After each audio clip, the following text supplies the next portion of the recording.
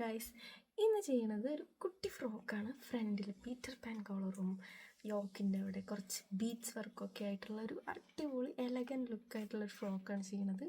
അപ്പോൾ വീഡിയോയിലേക്ക് പോകാം. സാറ്റിൻ്റെ ക്ലോത്താണ് എടുത്തിരിക്കുന്നത്.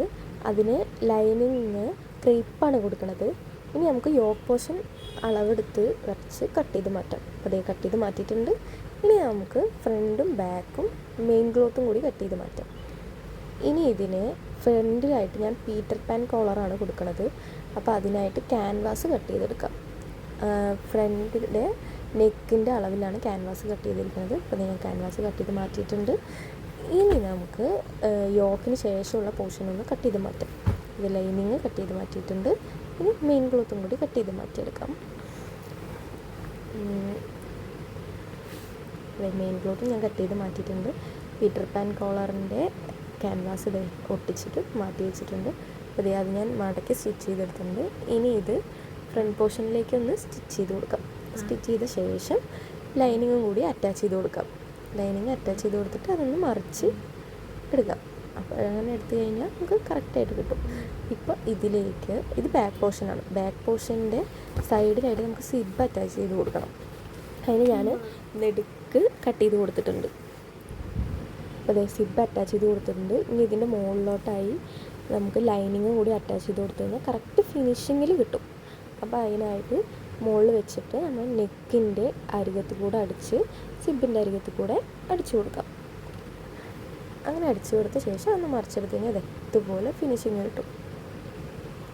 ഇതുപോലെ രണ്ട് വശം ചെയ്തെടുത്തിട്ടുണ്ട്. അപ്പോൾ അതെ നമ്മുടെ സിബ് അറ്റാച്ച് ചെയ്ത് കൊടുത്തിട്ടുണ്ട്. നെക്കും നല്ല ഫിനിഷിങ്ങിൽ വന്നിട്ടുണ്ട്.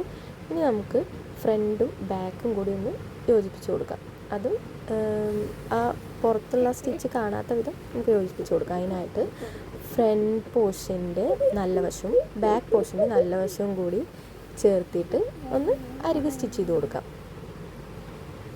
ഇപ്പോൾ ഞാൻ കണ്ടില്ലേ അതുപോലെ വെച്ചിട്ട് ഒന്ന് സ്റ്റിച്ച് ചെയ്ത് കൊടുത്തു കഴിഞ്ഞാൽ ഇതുപോലെ വരും. ഇനി ഈ ലൈനിങ് മറിച്ച് വെച്ച് കഴിഞ്ഞാൽ ബാക്കിലുള്ളതും ഫ്രണ്ടിലുള്ളതും സ്റ്റിച്ച് കാണില്ല. അപ്പുറം ഇപ്പുറം സ്റ്റിച്ച് ചെയ്തതായിട്ട് നമുക്ക് കാണില്ല. ഇങ്ങനെയായില്ലേ. ഇനി ഇതിൻ്റെ ചുറ്റും ലൈനിങ്ങും മെയിൻ കോട്ടും കൂടി കൂട്ടി ഒന്ന് സ്റ്റിച്ച് ചെയ്ത് കൊടുക്കാം. ഞാൻ സ്റ്റിച്ച് ചെയ്തെടുത്തിട്ടുണ്ട്. ഇനി ഇതിലേക്ക് സ്ലീവാണ്. സ്ലീവ് ഞാനൊരു പഫ് സ്ലീവാണ് കൊടുക്കുന്നത്. സ്ലീവ് ഞാൻ നേരത്തെ സ്റ്റിച്ച് ചെയ്ത് വെച്ചിട്ടുണ്ടായിരുന്നു. അതിൻ്റെ വീഡിയോ എനിക്ക് മിസ്സായി. അപ്പോൾ അതെ അത് അറ്റാച്ച് ചെയ്ത് കൊടുത്തിട്ടുണ്ട്. ഇനി ഇത് രണ്ടും കൂടെ നമുക്ക് യോജിപ്പിച്ച് കൊടുക്കാം. നമുക്ക് കറക്റ്റ് ഷേപ്പിൽ സ്റ്റിച്ച് ചെയ്തെടുത്തിട്ട് മാറ്റി വയ്ക്കാം. എന്നിട്ട് ഇതിന് ശേഷം ഇതിൻ്റെ യോക്കിന് ശേഷമുള്ള ഭാഗം നമുക്കൊന്ന് അടിച്ചെടുക്കാം. അതിനായി അരികു മടക്കി അടിച്ചിട്ടുണ്ട് ലൈനിങ്ങിൻ്റെ. നമുക്ക് വലിയ സ്റ്റിച്ച് ഇട്ടിട്ട് ഒന്ന് അരികത്ത് കൂടെ അടിച്ചു കൊടുക്കാം. ഇതങ്ങനെ അടിച്ചു കൊടുത്ത ശേഷം ആ നൂലൊന്ന് ചെറുതായിട്ടൊന്ന് വലിച്ചെടുത്ത് കഴിഞ്ഞാൽ ഇതുപോലെ ആവും. നമുക്ക് അളവിന് എത്ര വെച്ചാൽ അളവിന് അടിച്ചിട്ട് അത് ചെയ്യാം. പിന്നെ മെയിൻ ക്ലോത്തിൻ്റെ അടിവശം ഞാൻ മടക്കി അടിച്ചു കൊടുത്തിട്ടുണ്ട്. എന്നിട്ട് അതിലും ഇതുപോലെ വലിയ സ്റ്റിച്ചിട്ട് ഒന്ന് വലിച്ചെടുത്ത് കഴിഞ്ഞാൽ അതുപോലെ നമുക്ക് ലൈനിങ്ങും മെയിൻ ക്ലോത്തും കൂടി അറ്റാച്ച് ചെയ്ത ശേഷം യോക്കും ബിലോ പോർഷനും കൂടി അറ്റാച്ച് ചെയ്ത് കൊടുക്കാം. അപ്പോൾ അതെ നമ്മുടെ ഫ്രോക്ക് ഇവിടെ റെഡിയായി. ഇതാണ് നമ്മുടെ ഫൈനൽ ഔട്ട്ഫിറ്റ്. ഇനി ഇതല്ല കേട്ടോ ഫൈനൽ ഔട്ട്ഫിറ്റ്. ഇനി നമുക്കിതിന് ഹാൻഡ് വർക്കും കൂടി ചെയ്യാനുണ്ട്. സ്ലീവിൽ ജസ്റ്റ് ഒരു പേഴ്സ്, അതുപോലെ ബെൽറ്റ് പോർഷനിൽ ബീഡ്സ്. ഇതാണ് നമ്മുടെ ഫൈനൽ ഔട്ട്ഫിറ്റ്. ഇനി ഇതിനൊരു ബോയും ഒരു ഹെയർ ബാൻഡും ഞാൻ ചെയ്തിട്ടുണ്ട്. അതിൻ്റെ വീഡിയോ ഞാൻ ഇട്ടിട്ടുണ്ട്.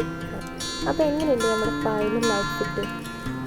ഇഷ്ടപ്പെട്ടാണെങ്കിൽ കമൻറ്റ് ചെയ്യുക, എല്ലാവരും ലൈക്ക് ചെയ്യുക, കൂടാതെ എൻ്റെ ചാനൽ സബ്സ്ക്രൈബ് ചെയ്ത് കൊടുക്കും. Okay, by.